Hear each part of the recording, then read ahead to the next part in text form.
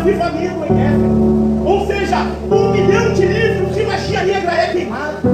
Vai dizer a palavra que os cultos em Éfeso eram tão grandes e proporcionais fora da região onde Paulo estava, que Paulo tinha que pegar seus lençóis, seus aventais, colocar na mão dos discípulos e dizer: eu não posso estar naquele culto, mas tu leva o meu lençol, tu leva os meus lenços, e aonde passar, o Espírito de Deus vai curar, vai libertar, vai trazer transformação e vai trazer conversão à vida dos habitantes da cidade. A cidade começa a ser tomada pelo Espírito de Deus e eles começam a se converter. Aqueles que eram idólatras de Diana começam a ser devotados ao Senhor. Alguns artesãos procuram matar, tirar a vida de Paulo, joga Paulo no cárcere, e Paulo vai dizer que até em um momento difícil eu achei que eu não conseguiria passar por tamanha tribulação. Paulo começa a relatar que nessa mesma cidade, Paulo vai dizer que a dor da perseguição era tão grande, era prisão, era espancamento, era calúnia, era ter que combater herege. Mas Paulo, pelo Espírito de Deus, começa a fazer a obra e o Evangelho, ele cresce na cidade de Éfeso. Só que aqui tem um problema. E qual é o problema? Paulo vai encontrar com a família de uma mulher conhecida como Chloe. E Paulo, ao conhecer a família de Chloe na cidade de Éfeso, Chloe era da cidade de Corinto. E aqui, Paulo olhando para Éfeso, carrego aqui, cheia de Deus, cheia do Espírito Santo, ele vai conversar com Chloe. E Chloe vai dizer: não tenho boas notícias para te dar de Corinto. E por que, Chloe? Porque lá em Corinto está havendo alguns problemas. Mas antes dos problemas, deixa eu te relatar algo. A igreja tem 9 dons, todo culto é avivado. Ou seja, um prega, um canta, um ora, um se coloca na brecha do Senhor, usa em revelação, outro interpretação de línguas. Aqui há um grande avivamento em Corinto, nos cultos. Então Paulo diz: qual é o problema então, Chloe? O problema é que a gente tem que pedir a Deus para o culto não acabar. E por quê? Porque quando o culto acaba, é problema jurídico entre irmãos, é um processando o outro, é um falando mal da vida do outro, é 4 facções pendendo dentro da igreja, Paulo. Eu não sei o que fazer. Existe a facção do fundador, que é de Paulo, é a sua criada. A segunda facção é a facção de Apolo, é do pregador. A terceira facção que tem de Corinto são dos conservadores, que vão dizer somos de César. E tem a quarta facção, que são aqueles que se dizem espirituais, que vão dizer que são de Cristo.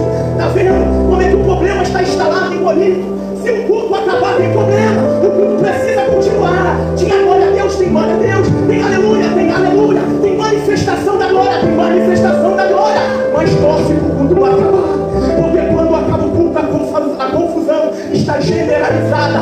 São facções, é problema jurídico. E tem mais um problema, Paulo, e qual é? Existe um problema que tem um homem que possuiu a mulher do seu pai, imoralidade sexual. Então, trazendo para dentro da igreja, Paulo, o que nós vamos fazer? Precisamos do Senhor intervir numa obra como essa, Paulo. Mas calma aí, não acabou. Ainda tem um problema aqui, Paulo.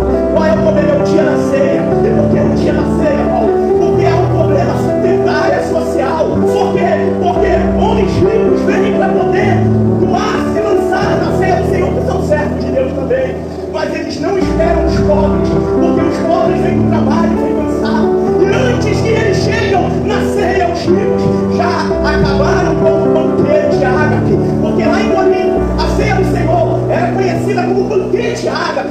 E a banquete do amor, a Santa Ceia, vou dizer para você gravar isso. A ceia em Corinto era conhecida por nome como o banquete do amor. O banquete do amor, a intolerância, tanto religiosa, a intolerância social, a intolerância de gênero, a intolerância entre irmãos, juridicamente dizendo, está trazendo dor de cabeça.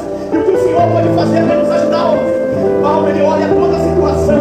Agora, imagine você, dentro de uma igreja que tinha Espírito Santo até os ossos, que era Éfeso, olhar a igreja de Corinto, passando, ter uma vida de aparência. E quando o culto rolava, a manifestação acontecia.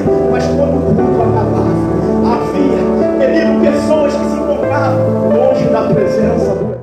Não adianta usar palavras de persuasão, onde técnicas homiléticas vêm tentar convencer as mentes humanas, porque palavras que só informam não transformam, mas palavras que transformam, ela entra, ela dá fruto, ela causa sombra, ela faz com que eu e você crescemos na presença dele.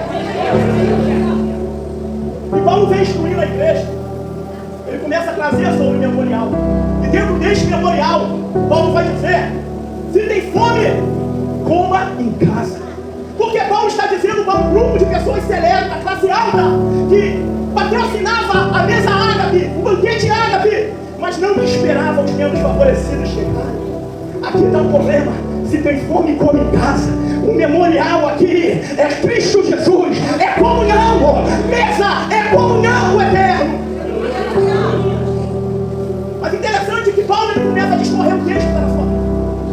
E ele começa a trazer uma autoanálise. Mas aqui Paulo não fala de um pecado individual somente. Ele fala do pecado individual, mas ele também fala do pecado coletivo. Prova, pastor. A igreja tinha se perdido lá fora. A igreja estava perdida dentro de Cristo. O nome igreja no grego significa eclésia. Sabe o que isso quer dizer? Chamados para fora. E sabe o que estava acontecendo? O mundo estava entrando. Sabe o que Paulo estava dizendo para a igreja de Corinto? É momento de vocês levantar a cabeça no banquete do amor. Mudar essa história hoje. Aí ele diz: analise-se, pois, o homem assim. Uma introspectiva é olhar não para o irmão de Colosso, não olhar para o irmão de Éfeso, não olhar para o irmão da Galácia, não olhar para o irmão de outra igreja, mas olhar para dentro de si.